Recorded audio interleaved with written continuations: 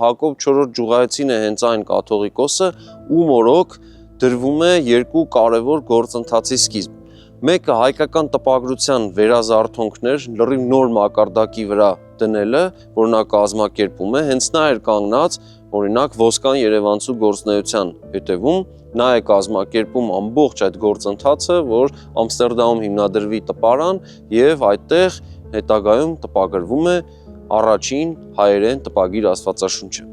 Եվ այս կաթողիկոսն է երկրորդ շատ կարևոր հանգամանք 1677 թվականին Սուրբ Էջմիածնի Մարտ տաճարում կազմակերպում դարակազմիկ մի իրադարձություն։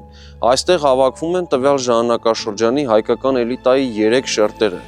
Աշխարհիկ հոգևոր էլիտաները միասին քննարկում են Հայաստանի ազատագրության հարցը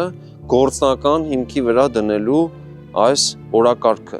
եւ այստեղ մի կողմից ներկայացված էր փաստորեն հոգեվոր բարձրագույն դասը իբրև ժամանակաշրջանի հայ մտավորականություն եւ նաեւ հայկական շահերը ներկայացնելու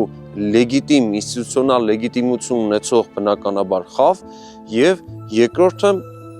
այստեղ մելիքական խավներ եւ նրանց պետք է փաստորեն աջակցեր նաեւ տվյալ ժամանակաշրջանի խոջայությունը իբրև արդեն նոր կապիտալիստական խավ։ Ստացվում է հայկական իրականության 3 խոշոր խավերը պետք է իրենց ուժերը մեկտեղեին նրա համար, որ Հայաստանը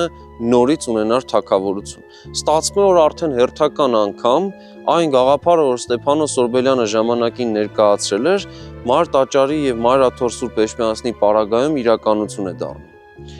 Այսպիսով մենք տեսնում ենք, որ Հայաստանի ազատագրության գործընթացը ազատագրության են ծրագրերը, որ հետո մենք պետք է տեսնենք Իսրայել օրու եւ շարունակողների պարագայում, այդ ամենի հիմքերը դրվում են 1677 թվականի Էջմիածնի գաղտնի ժողովում։ Նախագծի գլխավոր գործընկերն է Կոնվերս բանկը, ֆինանսական աշխարհի ձեր հուսալի գործընկերը։